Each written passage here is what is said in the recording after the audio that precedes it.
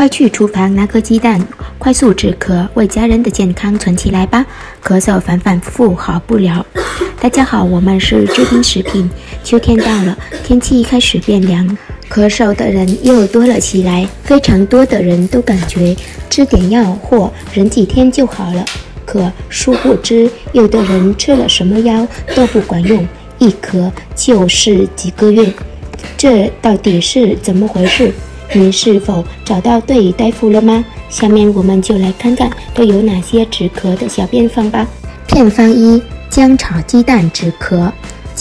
生姜切成丁状或者丝状备用。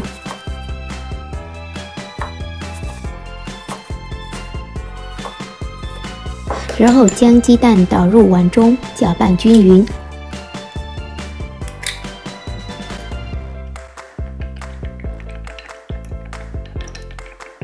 然后将少许的食用油倒入锅中加热，将姜丝或丁状姜放油中过了一下油，然后倒入鸡蛋，将它们炒熟，并且趁热吃，一定要趁热吃下，凉了就没有效果了。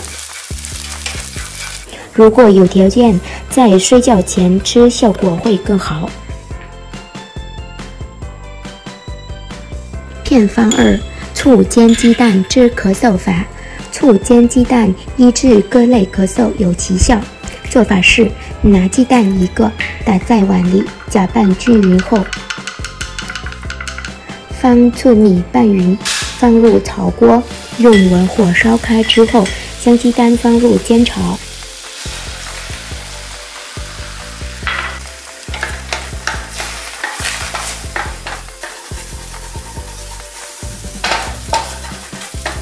蛋熟后，加适量的白糖，然后即吃。天天早晚各吃一个，正常吃2次就可止咳，重者3天就可痊愈。偏方三：姜煎鸡蛋止咳。取生姜1小块切碎，鸡蛋1个，香油少许，像煎鸡蛋一样。姜末撒入蛋中，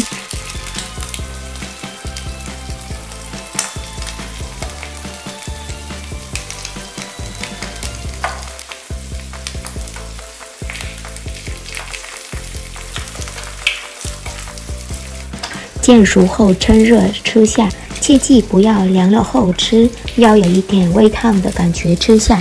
每日2次，数日后咳嗽即愈。此药好吃且疗效一佳，长时间咳嗽不愈者可试试哦。这样只要按照上面3个偏方，你的咳嗽会好的。请分享给朋友和家人知道吧。